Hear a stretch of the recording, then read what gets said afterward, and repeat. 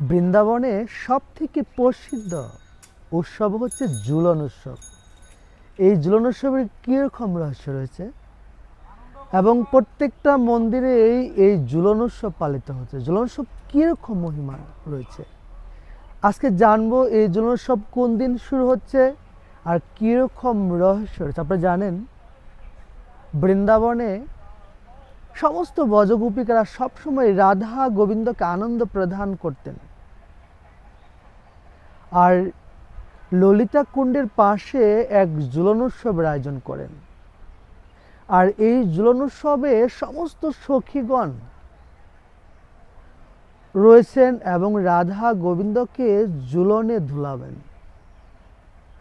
আর এদিকে নারদমণি সেখানে আসছেন, এসে এত সখীদের দেখে এত সুন্দর সাজসজ্জা, এগুলো এখানে কি হচ্ছে জিজ্ঞাসা করছেন সখীদের। তারা বলছে আজকে রাধা গোবিন্দের ঝুলন উৎসব হবে। সেখানে কৃষ্ণ রয়েছেন, রাধা ঠাকুরানী আসার জন্য প্রস্তুতি নিচ্ছেন। নারদমণি বললেন ভগবানকে, প্রভু আপনারা আমাকে এক সময় বর দিতে চেয়েছিলেন। আপনারা জানেন বৃন্দাবনে এক সময় যখন নারদমণি বীণা বাজিয়ে তিনি ব্রজে ভ্রমণ করেছিলেন, আর তার এই বীণার বাজানের সুরে মোহিত হয়ে ভগবান চেয়েছিল বরদান করবেন। আর নারদ বলল আমার এখন প্রয়োজন নেই, যখন বর আমি তখন চেয়ে নেব।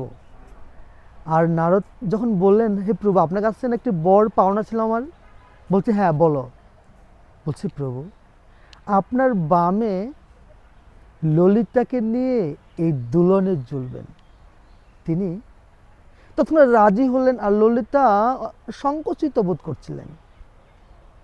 আর নারদমণি যখন দেখলেন কৃষ্ণ বামে ললিতাকে নিয়ে ঝুলনে ঝুলছেন, তৎক্ষণাৎ সে স্থান ত্যাগ করে চলে গেলেন কোথায়? রাধারানীর কুণ্ডে চলে গেলেন। রাধারানী যখন কুণ্ডে চলে গেলেন, দেখছেন রাধারানী সাজগুজ করছেন, তিনি ঝুলনে আসবেন। রাধারানীকে বলছে রাধে তুমি কেন এত সাজগুজ করছো? বলছে মণিবর আজকে আমি কৃষ্ণের সাথে ঝুলনে ঝুলব। বলছে আচ্ছা তাই? তুমি যাকে নিয়ে এত গর্ববোধ করছো তোমার জন্য অপেক্ষা করছে না, দেখো ইতিমধ্যেই ঝুলন শুরু হয়ে গিয়েছে। শ্রী রাধারানী বিশ্বাস করতে চাইলেন এবং নারদ বলল তাহলে চল আমার সাথে। যখন দেখলেন কৃষ্ণের বামে ললিতা, তৎক্ষণাৎ তিনি অত্যন্ত ক্রোধান্বিত হয়ে এক নিবৃত্তি বনে চলে গেলেন। কৃষ্ণ দেখছেন রাধারানী আসছে না, দিকে দেখলেন নারদমণি নেই। নারদের কাজ কি বলুন তো? শুধু ঝগড়া লাগিয়ে দেওয়া। তৎক্ষণাৎ কৃষ্ণ সেই স্থান ত্যাগ করে রাধারানীর কুণ্ডে প্রবেশ করলেন। রাধারানী নেই সেখানে। রাধারানীর কুঞ্জে এক নিবৃত্তি বর্ণে রাধারানী এক কান্না করছিলেন।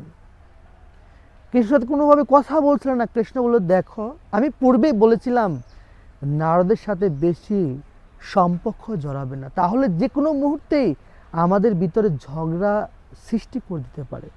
দেখো নারদমণি আমার কাছে একটি বর প্রাপ্ত হয়েছিল, আর সেই বরটা তিনি রেখে দিয়েছিল, অন্য সময় আমাকে দেবে বরটি।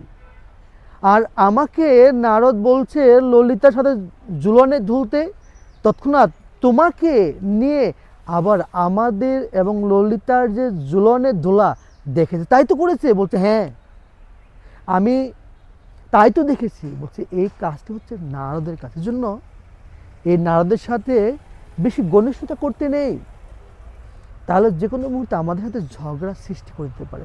এই ঝুলন উৎসবটি কোন দিন পালিত হচ্ছে? ঝুলন উৎসব পালিত হচ্ছে 23শে অক্টোবর রুশ রবিবার থেকে 28শে অক্টোবর এই উৎসবটি সম্পূর্ণ হবে। তাই আপনারা প্রত্যেকটি স্কন মন্দির, প্রত্যেকটা মন্দিরে এই ঝুলন উৎসব পালিত হচ্ছে।